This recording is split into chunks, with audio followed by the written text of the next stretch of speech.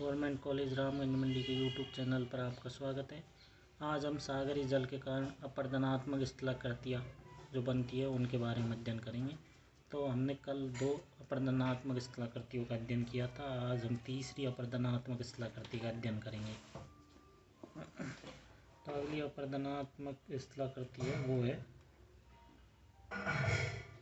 अंडाकार कटान या लघु निवेशिका कोव।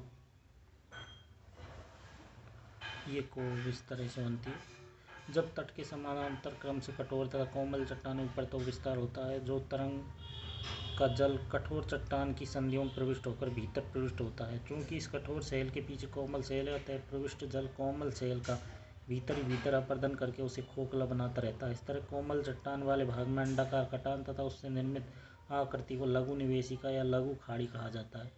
जब लघु निवेशिका के पीछे संवर्ती कोमल चट्टान पूर्ण रूप से कट जाती है तो कठोर चट्टान का भाग भी छोटे छोटे टापुओं के रूप में जल में तट से थोड़ी दूर शेष रह जाता है। इस तरह 2 लघु खाड़ियों के बीच का निकला स्थलखंड शीर्ष स्थल कहलाता है। अगला है तरंग घर्षित बेदी। तरंग घर्षित बेदी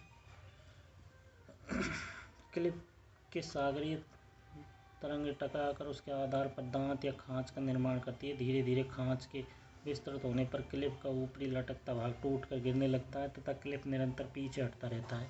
इस क्रिया के कारण क्लिप के सामने तटीय भाग पर जल के अंदर एक मैदान का निर्माण हो जाता है, जिसे तरंग घर्षित मैदान वेव कट प्लेन कहते हैं। तरंग घर्षित प्लेटफॉर्म या वेदी वेव कट प्लेटफॉर्म भी कहा जाता है। परिवहन का कार्य।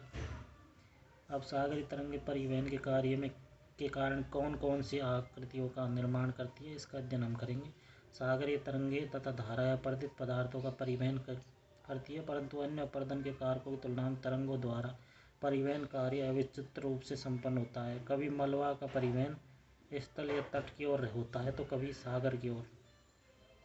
कभी तट के समानांतर परिवहन होता है तो कभी गुरुत्व के कारण तट से अधिक दूर गहरे सागर की ओर। इसका प्रमुख कारण तरंगों का तट की ओर आना तथा पुनः पीछे लौट जाना है।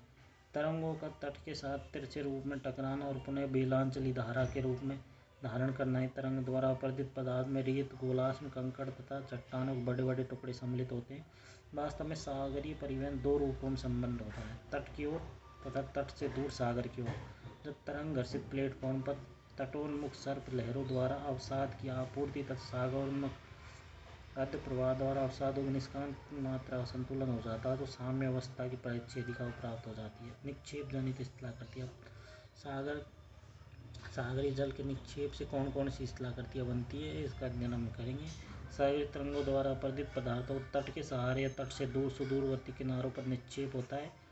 तटाभिमुख तरंग मलबा को अपने साथ तट की ओर ले जाती है, परंतु यह पदार्थ दरहालू तट के सहारे गुरुत्व के कारण सरक कर सागर की ओर चला जाता है। अर्ध प्रवाह तथा रिप करंट द्वारा एक पदार्थ तट के दूर सागर में निक्षेपित होता रहता है। तूफानी तरंगों द्वारा बड़े बड़े अवसाद तट के पास पहुंचा दिए जाते हैं, जहां तक सामान्यतः तरंगें नहीं पहुंच पाती। बेलांचली धाराओं द्वारा तट के सहारे निक्षेप होता है। इस तरह विविध रूपों में होने वाले निक्षेप के कारण तट के आसपास तथा उससे दूर तरह तरह की आकृतियों का निर्माण होता है। सागरीय जल के कार्य में निक्षेप जनित स्थल रूप सर्वाधिक महत्वपूर्ण होते हैं। तरंग घर्षित प्लेटफॉर्म से आगे निक्षेप द्वारा वेदिकाओं का निर्माण होता है, जिसको तरंग निक्षेपित वेदिका कहते हैं।